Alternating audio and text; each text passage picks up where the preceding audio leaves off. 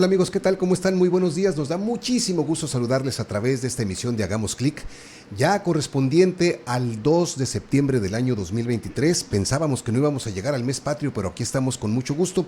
Y también para llevarles este programa que el día de hoy vamos a tener muchas cosas interesantes, así es que les conviene que se queden y sobre todo que compartan esta emisión y que la comenten. Hoy, como siempre, ya es oficial, está Verónica Sáenz con nosotros. Vero, ¿cómo estás? Hola Armando, ¿qué tal? Muy buenas tardes, ¿qué tal todos amigos? Ya, bueno, todavía son días, para mí ya son tardes, ya traemos mucho ajetreo desde la mañana, pero muy contenta, muchas gracias. Nuevamente estamos aquí en Hagamos Clic.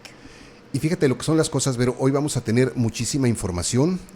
La verdad es muy difícil hacer una jerarquización porque ha habido tantas cosas, sí, pero estamos tratando de recopilar pues un poquito lo más interesante, lo más trascendental para poder platicarlo con el público y que a la vez nos llevemos una retroalimentación porque se trata de eso, ¿no? De comentar y de aprender. Claro que sí, y como lo hemos hecho en muchas ocasiones, ¿no? Que nos dejen los comentarios. Poco a poco se han ido unido más a lo que es este programa y lo iremos haciendo más interesante de manera que les guste a ustedes. Y si tienen alguna nota, alguna información que quieran compartir, se valen los debates porque con la información de la vez pasada de inteligencia artificial tuvimos muy buena retroalimentación. Sí, se hizo ahí una polémica muy interesante, ¿no? Así que tengo una invitada por ahí especial, ella sabe quién es. No le gusta estar en los reflectores, como dice ella, pero algún día la tendremos aquí. Sí, no la vamos a quemar. Únicamente la clave es que vive en la ciudad de Mexicali, ¿verdad? Y que ahorita anda en Monterrey. Unas ya sabrán quién es. Muy bien. Bueno, amigos, fíjense que la nota que llamó la atención fue la del ensenadense Isaac del Toro, que ganó esta carrera, la Tour de l'Avenir. ¿Qué es la Tour de l'Avenir? Es como la sub-23 de la Tour de France, que es una competencia muy interesante, pero vamos a platicarte acerca de este jovenazo. Él nació el 27 de noviembre del 2003 en Baja California, aquí en Ensenada. Él comenzó a explorar la disciplina ciclista desde muy corta edad.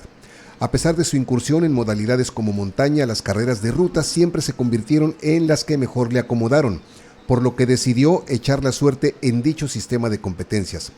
En el año 2019, cuando realizó su debut profesional en la ciudad de Ensenada con el equipo AR Monex Pro Cycling Team, ahí comenzó a escalar con mejoras en su desempeño y la exploración de nuevos retos que lo llevaron a disputar competencias en diversas partes del mundo.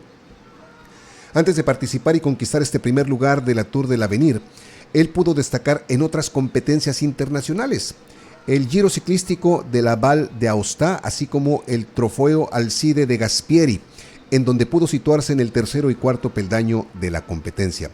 Además de Italia y Francia, Del Toro también ha probado suerte en competencias realizadas en Bélgica, Rumania, República Checa, para ampliar su abanico de experiencia internacional. Y como les decía, esta competencia del Tour l'Avenir es nada más ni nada menos que una categoría sub-23, una de las carreras de bicicleta de ruta con mayor prestigio del mundo. Al recorrer algunos de los caminos programados en el circuito profesional, los jóvenes participantes pueden conocer y reconocer las condiciones para participar en él en el futuro. Tiene 8 etapas y realmente es un semillero impresionante de campeones los que pueden destacar a través de esta disciplina, Vero. Y fíjate que se pone muy bonito porque, por ejemplo, la Tour de France recorre todo lo que es Francia. Va de ciudad en ciudad, etcétera, hay una ruta especial. Pero en cada ruta, en cada pueblito que están esperando que pasen los ciclistas, hay una verbena, hay fiestas, hay puestos de comida, música popular, y eso detona la economía. Qué bien, ¿no? Qué bonito, y aparte de todo, qué emoción. A mí me causa muchísima emoción el haber escuchado esta noticia, el verlo llegar, cuando se le acercaron lo hiciste Isaac, ay, se te pone la piel chinita. La verdad que a mí me genera mucha emoción por parte de Isaac y de la familia que estar apoyando, y sobre todo los patrocinadores que ha tenido Isaac en todo esto, y que ojalá lo sigan apoyando, no meternos en otras cosas que empañen todo esto, como lo hemos platicado en otras ocasiones. Felicidades a Isaac. Sé que hay otros chavos aquí ensenadenses participando en ciclismo, y ojalá continúen los éxitos para Isaac. Ojalá y sí, y sobre todo que lo apoyen, que es muy importante, ¿no? Porque esto ha sido con recursos prácticamente patrocinadores propios, etcétera. Y pasaba una cosa muy interesante, muchos ensenadenses no nos dejarán mentir. Ensenada también, hablando del surfing, siempre fue un semillero de campeones. Cuando había campeonatos mundiales de surf, los que iban a participar eran de Ensenada y Rosarito. Y siempre se traían buenos lugares. Pero ¿qué pasa? Llega a oídos del gobierno en aquel entonces, vamos a hablar de Luis Echeverría, ¿se vale? Y por supuesto que no se apoyó, porque ese deporte extraño, ¿de qué se trata, no? Y de alguna manera, ningún deporte, por más extraño que sea, hay que demeritarlo, sino todo lo contrario, hay que darle su valor, ¿no crees? Claro, y lo hemos visto con los Paralímpicos, cómo realmente es algo que no les causa a lo mejor emoción a muchas personas y económicamente no es redituable para algunas marcas, cuando realmente es el doble de esfuerzo que ellos tienen que hacer para poder estar en una competencia. Todo lo que se requiere económicamente, lo que son los gastos, los viáticos y demás, y pues ojalá siga el apoyo, por lo menos de estas marcas que los han apoyado, pero detrás de ellos en todo momento.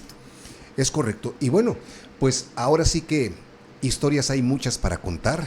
Tenemos el equipo de natación femenil, etcétera, pero bueno, mejor yo creo que...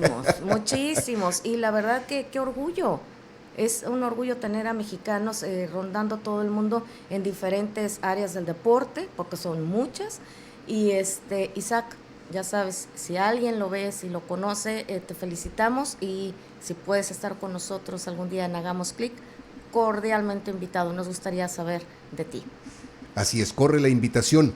Y bueno, pues vamos a pasar a otra cosa, porque hoy está muy nutrido el programa. Ese fue el primer tema, pero traemos otro también, ¿verdad? Sí, hay otro que habíamos platicado acerca de los matrimonios entre los jóvenes y los hijos. Hay una nota de Corea del Sur, este lugar que se llena de solteros sin hijos. Las razones que hay detrás de este fenómeno, pues no es un caso aislado, pero sí el más flagrante. Los cambios de mentalidad en el país asiático han llevado a que ya no se tengan hijos ni tampoco matrimonios. El año pasado la Comunidad de Madrid publicó en su web información para solicitar ayuda a la natalidad para madres menores de 30 años en las elecciones generales de 2019. Ciudadanos hablaban en su programa electoral de hacer España un país mejor para las familias. Un país sin niños es un país sin futuro. Hay que aumentar la natalidad. Incluso un discurso de la periodista y escritora Ana Iris Simón, en el que pedía a Pedro Sánchez más ayuda para la natalidad. Para bien o para mal, España no es un país aislado en el que está sucediendo tal cosa. Como te comentaba, en China la natalidad no va mucho mejor que aquí, pues según los datos de la Oficina Nacional de Estadística se sigue desplomando. La política del hijo único es algo pasado, e igual que en España, se insta a los ciudadanos a que tengan hijos. De hecho, hace unos años un documental producido por la marca japonesa SK2 hablaba de las presiones a las que se somete a aquellas mujeres chinas que han pasado, fíjate nada más, los 25 años y corren el riesgo de quedarse más solas que una. Las llamadas mujeres sobrantes. Fíjate qué tema tan delicado y qué triste que te llamen así. ¿Quiénes eran las mujeres sobrantes? Bueno, pues la pregunta de rigor en cualquier comida familiar que se precie, hecha generalmente por familiares que no ven en exceso a las personas más jóvenes, es aquella de, ¿y ya tienes pareja? ¿Alguna vez llegaron a preguntarte, ¿ya tienes pareja? ¿Ya tienes hijos? Porque te vas casando y luego ya vienen los hijos, si es que te casas, ¿no? Y si no, ya vienen los hijos, y así se va la cadenita, ¿no? Una vez que esa meta en concreto se ha alcanzado, las siguientes son obvias, las relaciones generalmente con bodas o futuros hijos. Así todos parecemos cumplir parte de una representación en la que tenemos muy claro el papel que nos ha tocado. ¿Recuerdas cómo decían antes, te vas a quedar para vestir santos o se te va a pasar el arroz? Frases, la verdad, venenosas, muy pensadas para ellas, para ellos. La mujer soltera parecía encontrarse en este estado por circunstancias ajenas a ella, mientras que el soltero lo hacía por un deseo un poco infantil de continuar viviendo la vida sin atarse a nada o nadie, que en la actualidad lo tenemos. Ya no se quieren atar ni mujeres ni hombres, quieren tener pareja. Hasta ellos, llegados a un determinado punto, no estaban bien vistos. Hasta la fecha, hay gente que si ya pasa de los 40, 45, 50 años, bueno, ya se quedó para vestir santos, es lo que dicen en algunas ocasiones. Una de las razones principales por las que muchas personas alegan no tener hijos es porque no tienen tiempo ni dinero para cuidarlos. Hay gente que simplemente no quiere atarse a nadie en un mundo dominado paradójicamente por las redes sociales para ligar, pues como es Tinder. Eso ha calado en todos los estratos de la sociedad. Las últimas 5 princesas de la factoría de Disney han acabado sus películas felices y comiendo perdices, pero sin compartirlas con nadie. Según una encuesta demográfica del gobierno japonés, más del 40% de los solteros menores de 34 años en Japón son vírgenes y 7 de cada 10 hombres no casados de esta edad no han tenido aún ninguna relación sentimental con mujeres. De hecho, se les conoce, es muy fea la palabra que voy a decir, pero aquí lo ponen en esta sociedad como solteros parásitos, solteros que deciden por convicción, porque piensan, o sea, serlo por convicción, porque piensan que tener una relación con alguien que no cumple sus requisitos es una pérdida de tiempo y de cualquier forma es imposible encontrar viviendas a precios razonables. En conclusión, ¿qué vemos? Jóvenes que no quieren tener un compromiso. Por supuesto, y es un tema muy grave, lo que estabas mencionando. Por ejemplo, en países como España, China, Italia, Rusia, ha bajado drásticamente la población, el índice de natalidad es sumamente bajo. ¿Y por qué es tan peligroso? Probablemente pudiéramos pensar, bueno, pues no pasa nada, al contrario, hay menos población. No, la economía se cae porque al haber menos nacimientos hay menos fuerza laboral. Y de ahí, quien tiene que cargar con todos los gastos sociales es el gobierno. Por lo tanto, se convierte en un gran problema. Es increíble cómo ahora gobiernos que eran muy cerrados hacia otras culturas, como el gobierno ruso, por ejemplo, están diciéndole a países que tienen más población, a los latinos, oigan, vénganse para acá, les damos todas las facilidades, cásense con las rusas, tengan hijos, etcétera, ¿no? Sí. Pero fíjate, no te vayas tan lejos. Yo creo que lo hemos visto con jóvenes de nuestro alrededor. Lo hemos visto, hijas, hijos, sobrinos, sobrinas, gente que ahorita no quiere compromisos, quiere estar viajando, quiere estar, sí, trabajando de manera remota en otra ciudad. ¿Para qué? Para poder establecerse un tiempo en cierto punto, ya sea de México o de manera en otro país, estar trabajando remotamente, conocer la ciudad, viajar y demás, y luego regresar. ¿Qué los ata? Nada. Nada. Y ya no hay un interés genuino, porque realmente, digo, las familias de antes, lo dirán nuestros padres, nuestros abuelos, eran muchos hijos, pero era realmente un trabajal gigantesco. La educación, las comidas, la ropa, el calzado, etcétera, se convertía en algo muy pesado. Y ahora los jóvenes desean realmente, como tú lo mencionas, ser libres. ¿Para qué me voy a atar a un matrimonio? ¿Para qué me voy a atar a unos hijos? Y parece mentira, pudiéramos pensar que en México la cosa está tranquila, pero no. También ha empezado lentamente a bajar la curva de nacimientos aquí en nuestro país. De nacimientos y de matrimonios. Realmente no está dentro de sus metas el casarse. No estamos diciendo si es bueno o es malo, como siempre decimos nosotros, ¿no? Aquí nada más venimos a platicarles y lo que nosotros estamos viendo, lo que estamos leyendo, las notas que nos aparecen más comunes, no quieren tener hijos, sí, y no casarse y no comprometerse, decir, ¿sabes qué? Estoy un ratito, me la paso bien, pero me voy a viajar y a estudiar y a ver, pero compromisos, ninguno. Y háganle como quieran, no casi, claro, ¿no? Claro. Pero realmente sí es un problema serio que está empezando a afectar a la población mundial, sobre todo a las economías de los países. Hay países que puede sonar drástico y dramático, pero pueden desaparecer en algún momento, según la opinión de algunos sociólogos expertos en los temas. Pero bueno, al final de cuentas, Vero, pues es un tema interesante, qué bueno que lo sacas a relucir. Ojalá y alguien nos comente al respecto también.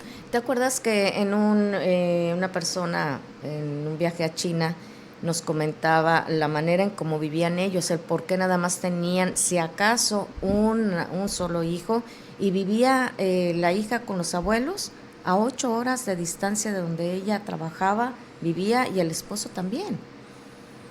Claro. Estaba ella trabajando durante todo el día, desde las 8 de la mañana hasta las 8 de la noche, y todos los días hacía por Zoom la tarea con su hija, pero de lejos, a distancia. Sí, porque era una vida profesional muy pesada y el ingreso apenas alcanzaba para subsistir. Me acuerdo que esta persona vivía en un hutong. Miren, para los que no saben qué es un hutong, son como unos callejones que hay en Beijing y en muchas ciudades de China.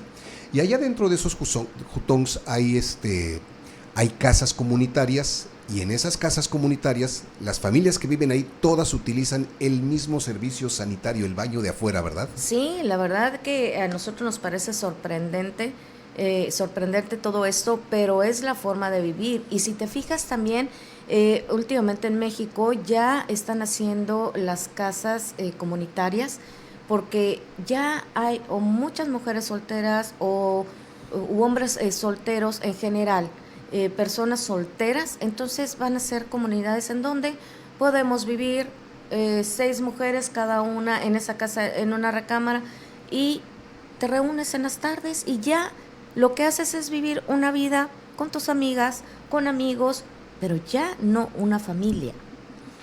Es correcto. Bueno, pues vamos a ver qué va a pasar porque hay mucho tema al respecto. Así es.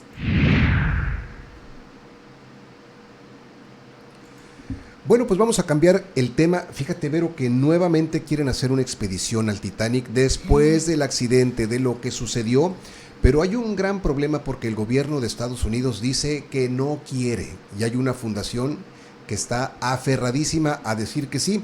Pues les voy a platicar más o menos de qué va esta información. Esta nueva expedición tiene como objetivo extraer artefactos del Titanic. Sin embargo, Estados Unidos considera que cualquier afectación al barco necesita regulación. El gobierno de Estados Unidos está tratando de detener esta expedición planeada para recuperar elementos de interés histórico. Pero hay una ley federal y un acuerdo internacional que tratan el naufragio como una tumba sagrada, es decir, es una tumba sagrada, no se debe de tocar, déjenla casi en paz. Esta expedición está organizada por RMS Titanic Inc., la empresa con sede en Georgia, propietaria de los derechos de salvamento del naufragio más famoso del mundo. La empresa exhibe artefactos que han sido recuperados del lugar del naufragio en el fondo del Atlántico Norte, desde cubiertos hasta una pieza del casco del Titanic. El desafío del gobierno se produce más de 2 meses después de que este sumergible Titán, el que vamos a ver aquí en esta imagen, pues haya tenido ese terrible accidente el mes pasado, en junio sobre todo, que involucró a diferentes personas que desafortunadamente a consecuencia de una implosión perdieron la vida. La batalla en el Tribunal del Distrito de Estados Unidos en Norfolk, Virginia, supervisa los asuntos de salvamento del Titanic. Depende más bien de la ley federal y de un pacto con Gran Bretaña para tratar el Titanic hundido como un monumento a las más de 1,500 personas que murieron. El barco chocó contra un iceberg y se hundió allá en el año de 1912. Estados Unidos dice que entrar en el casco cortado del Titanic o alterar o perturbar físicamente los restos del naufragio está regulado por la ley federal y su acuerdo con Gran Bretaña. Entre las preocupaciones del gobierno está la posible alteración de los artefactos y de los restos humanos que aún puedan existir. RMST no es libre de ignorar esta ley federal válidamente promulgada, pero esta es su intención declarada, argumentaron abogados estadounidenses en documentos judiciales presentados el viernes. Agregaron que el naufragio será privado de las protecciones que le otorgó el Congreso. Esta expedición está prevista para mayo del 2024, según un informe que presentó ante el tribunal en junio. La compañía dijo que planea tomar imágenes de todo el accidente. Esto incluye el interior de los restos del naufragio, donde el deterioro ha abierto abismos suficientes para permitir que un vehículo operado a distancia penetre el casco sin interferir con una estructura actual. En la sala Marconi se alberga la radio del barco, una máquina de telégrafo inalámbrico Marconi que transmite las cada vez más frenéticas señales de socorro del Titanic, que es prácticamente lo que sucedió en ese tiempo, los mensajes en código Morse que fueron recogidos por otros barcos, lo que ayudó a salvar la vida de unas 700 personas que huyeron en botes salvavidas.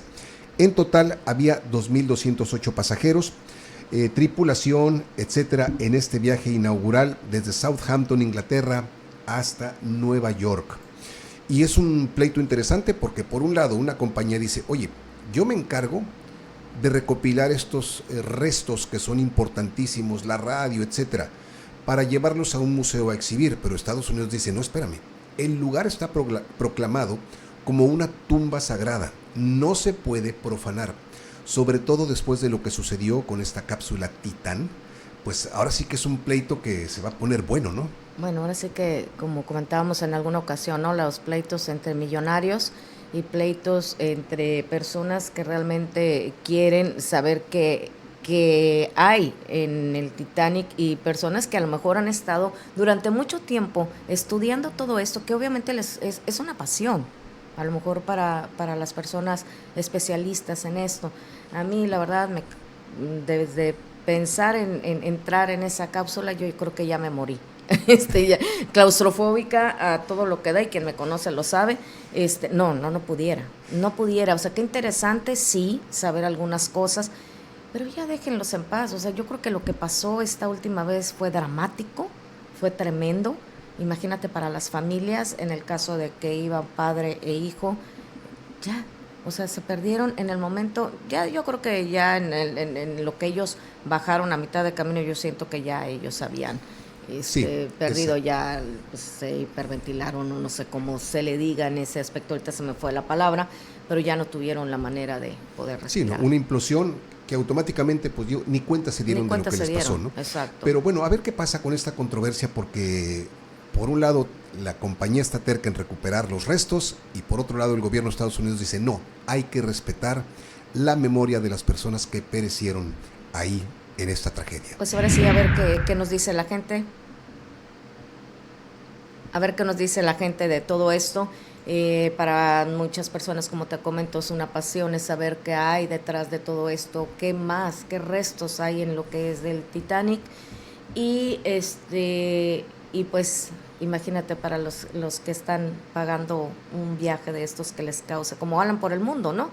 Que dijo, imagínate, o sea, sobrevivió, pero la forma en cómo viajaron, en cómo platicaron, que iban en un pedacito, apenas respirar, apenas poder ver, y que no dejaban grabar, y que, o sea, a fin de cuentas fue un viaje carísimo, aunque haya sido patrocinado, es un viaje muy caro para saber si vas a perder la vida o no. Sí, claro, digamos que es un lugar de culto, de alguna forma, no hay una fascinación enorme por el tema Titanic todavía, pero bueno, yo también soy de la opinión, no sé ustedes, de que ya dejemos en paz a esas personas, sí, los que están reposando en las profundidades del mar, y ya tratar de pasar a otras cosas, porque cada vez se despierta más un morbo. Así es, así es. Y bueno, Vero, pues hay un tema, amigos, que aquí a Vero le apasiona, ha sido tema de discusión, de incomprensión, etcétera.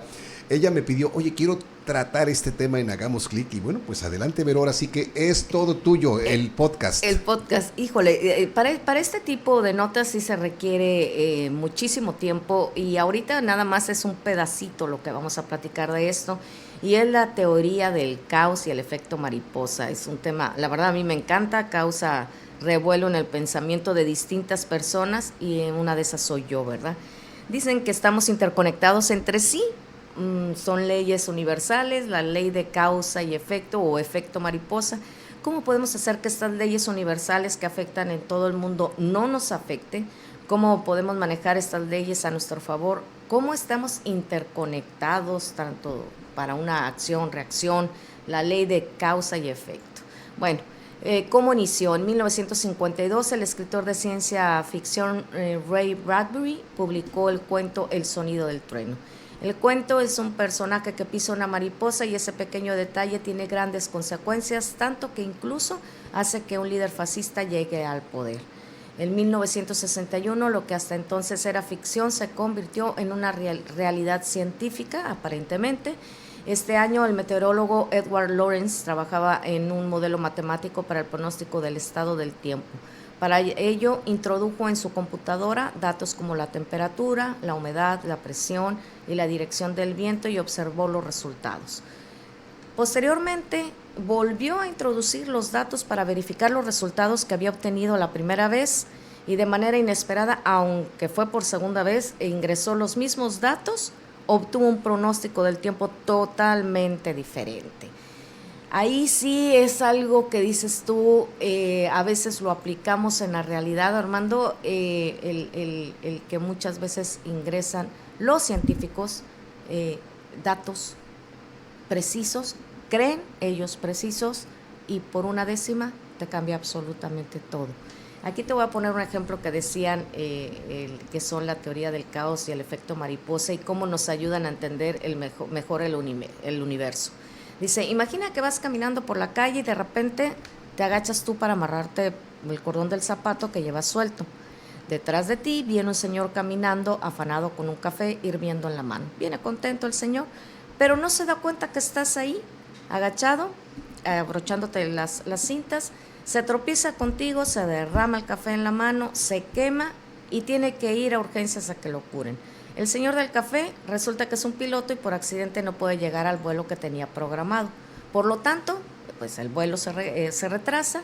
Una de las pasajeras que iba en el vuelo viajaba a una entrevista de trabajo y como no llegó a tiempo, pues perdió el empleo. ¿Qué es lo que ocurrió? Que esa diferencia tan radical que hay entre ambos pronósticos se debió simplemente a que la segunda vez que tú haces las cosas no vuelve a pasar lo mismo. En este caso, en el ejemplo que acabamos de poner, ¿qué sucedió? Que si la gente se pone a pensar, si no me hubiera agachado a abrocharme las agujetas, el hombre que venía atrás con el café no se hubiera tropezado, no hubiera llegado tarde al vuelo y la otra persona no hubiera perdido el trabajo. Son cosas que para mí no tiene nada que ver esa parte en algunas ocasiones. Lo hemos platicado muchas veces. Suena un poco revoltoso el tema, un poco complicado, pero lo hemos platicado. Igual el ejemplo de las Torres Gemelas. ¿Cuánta gente se quedó, en uno de los casos que se escuchaba, se quedó dormido? No llegó al trabajo y sucedió el ataque de las Torres Gemelas. ¿Tú qué opinas? No, es un tema amplísimo, pero te voy a platicar algo. Yo sí creo mucho en la teoría del caos y lo vamos a poner con un ejemplo muy sencillo. Tú vas manejando, vienes de la ciudad de Ensenada, de Tijuana hacia la ciudad de Ensenada, pero de repente un tráiler sufrió un percance y se quedó atravesado en la mitad de la carretera. Eso ocasionó, pero si nos vamos un poquito antes, la persona que manejaba el tráiler se le olvidó por algún detalle hacer una revisión del tanque, del motor, de la transmisión, etcétera, y se le averió el vehículo a la mitad del camino. Si él hubiera revisado esa parte, no se hubiera averiado el vehículo. Al averiarse el vehículo, provocó un caos tremendo, un tráfico que provocó a la vez muchos retrasos. Y esas personas que tenían a la vez un itinerario determinado, que venían a una cita médica, a un partido de fútbol, a una comida con la familia, se trastornó todo. Por eso se llama la teoría del caos también. Ahora, también hablamos de responsabilidad en este tema, porque no estás hablando de causa y efecto, bueno, sí, en esa parte, pero se llama también responsabilidad de uno el que las cosas sucedan. Si él hubiera revisado como responsabilidad que tiene diario de revisar el camión, esto no hubiera pasado. Entonces, es causa, es efecto, es responsabilidad. No, sí, mira, hay un caso todavía más asombroso, ¿no? Sí. De un muchacho de color en los Estados Unidos que con sus ahorros se compró una bicicleta y ahí va en su bicicleta a una tienda a comprar unas golosinas. Deja la bicicleta. En el momento en que él se metió a la tienda a comprar las golosinas, alguien llegó y le robó la bicicleta. Salió muy molesto, furioso, echando injurias, que quería golpear a este muchacho, a quien se la haya robado. Una persona lo vio y le dijo, mira, ¿qué te parece para descargar toda esa ira? Como no vas a encontrar a la persona que te la robó, te voy a dar clases de box para que descargues la ira y saques ese coraje. Y así fue. Y esta persona de la que te estoy hablando, que es un caso real, es Cassius Clay, Muhammad Ali. Si él no hubiera dejado la bicicleta afuera, probablemente nunca hubiera sido el gran boxeador y leyenda que fue. Esa es la teoría del caos, es inexplicable. Los meteorólogos la utilizan mucho para el pronóstico del tiempo, pero es una realidad al final de cuentas. Pues es que también hablábamos en una ocasión sobre eso, que decían que todo ya está escrito, que sí es destino, que sí es, o sea, hay también cuestiones emocionales, hay también cuestiones de metafísica, hay cuestiones también de gente que hace meditación, que este tema también lo incluye, pero de otra manera. Entonces, a mí te digo, a mí se me hace un tema complicado, se me hace un tema padre, pero sí hay cosas, hay una película también que se llama El efecto mariposa en Netflix, muy buena, pero todo lo que sucede es a través de que si tú no hiciste una cosa, se desencadenan todas las demás. A veces lo trato de aplicar en la realidad. ¿Sabes qué? Se me olvidó mi bolsa, me regreso, pero también se me había olvidado, o sea, si no me hubiera regresado por la bolsa, no me hubiera dado cuenta que también se me olvidó la computadora. O sea, ¿eso es distracción? Pues causa y efecto. Bueno, lo dejamos de tarea y si sí, quieren comentarlo, ya saben. Es un tema que da para mucho, está muy interesante, la verdad, pero debe de haber también alguien que seguramente haya experimentado más cosas. Hay muchos libros al respecto, pero sí, vamos a pasar a otro tema.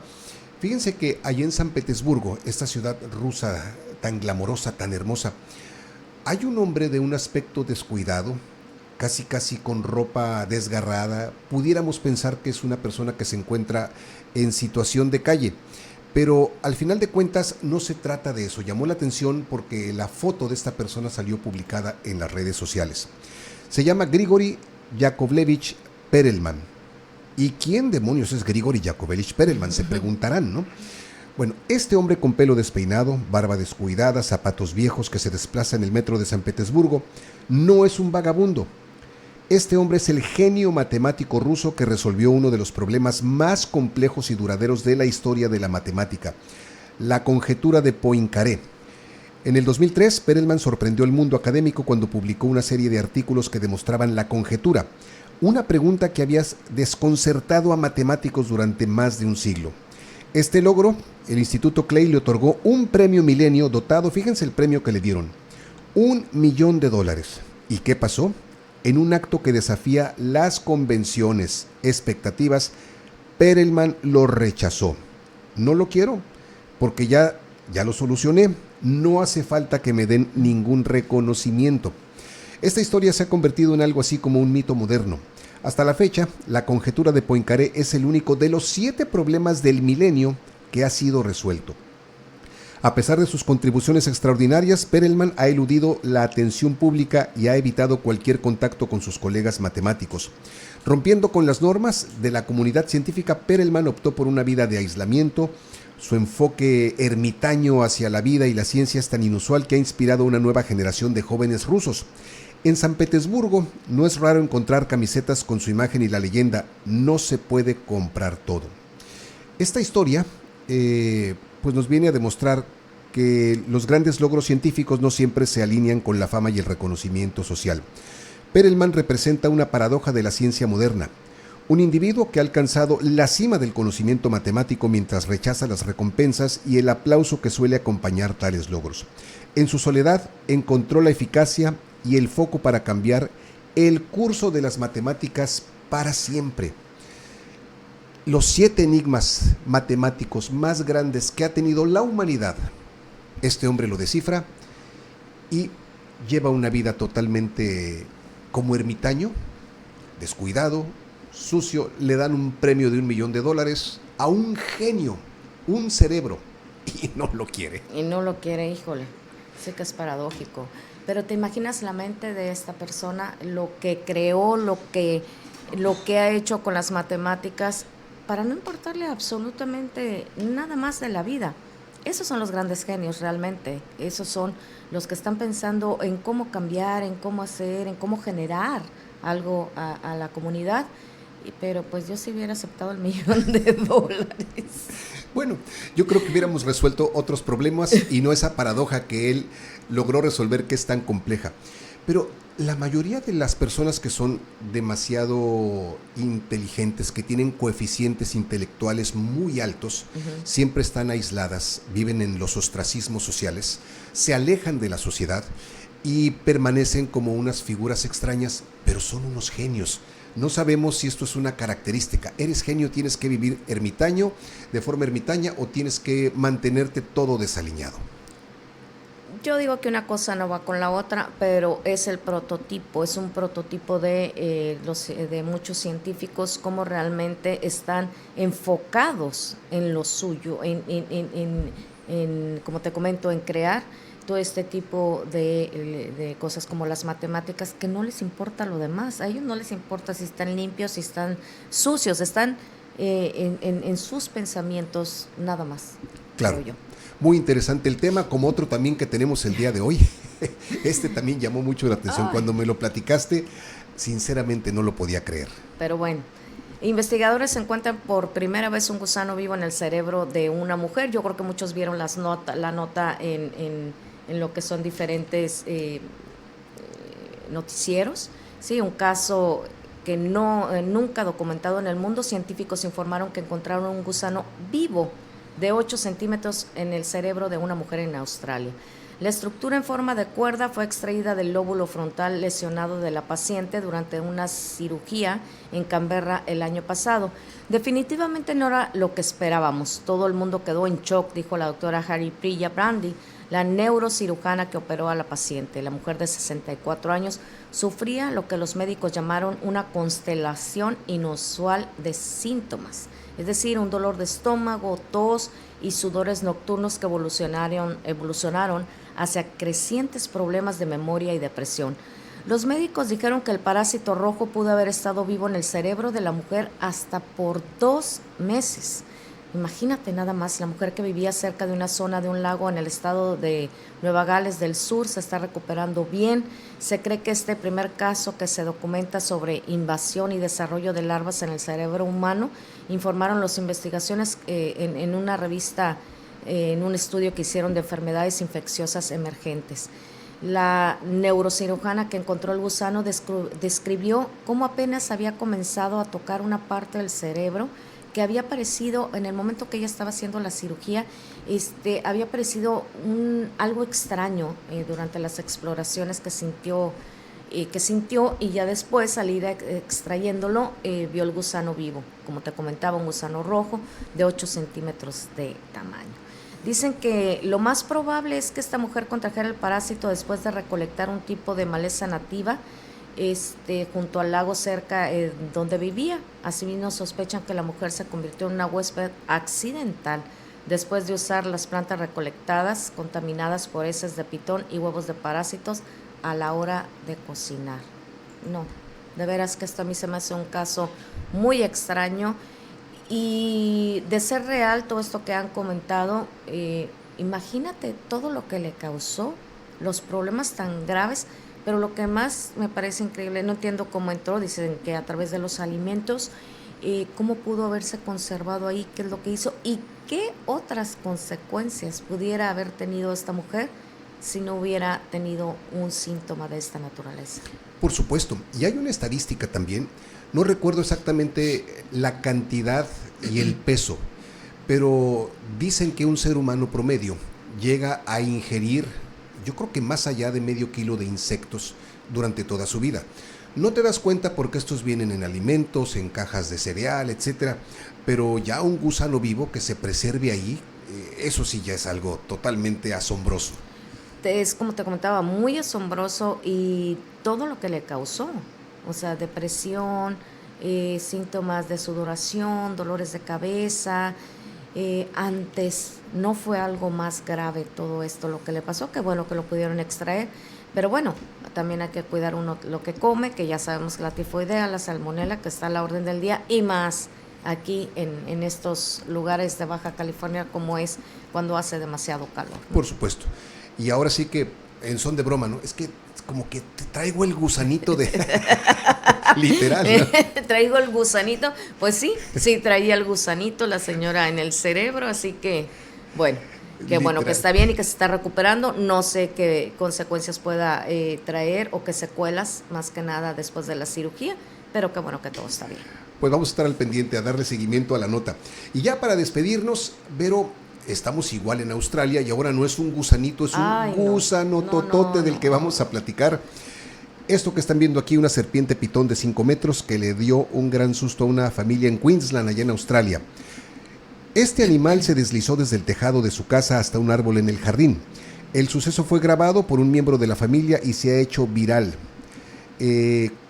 ¿Cómo hacemos que se vaya?, pregunta uno de los niños en el video. No lo haremos, le responde su mamá. La serpiente entonces enrolla su cuerpo en el árbol al que se estaba deslizando y observa a los curiosos, todavía los voltea a ver. El miedo ante el animal se convierte en asombro cuando uno de los familiares afirma: es preciosa, algo con lo que el resto se muestra de acuerdo, mientras comentan que amigos y familiares no van a creer lo que se encontraron, pero qué bueno que lo grabaron, porque si no, Vero, yo pienso que jamás lo hubieran creído, ¿no? No, es que yo me hubiera quedado en no quererlo, o sea, no quisiera creerlo, y por supuesto que no hubiera querido ver ese animal cruzar el techo de mi casa. No puedo. Si de pensar en el gusano de la otra persona en la cabeza, a toparme con esto, no sé, yo creo que sí me hubiera desmayado, definitivamente. Sí, Ay, no, claro, por supuesto. está terrible. No estamos acostumbrados. Bueno, pues estamos llegando al final, Vero.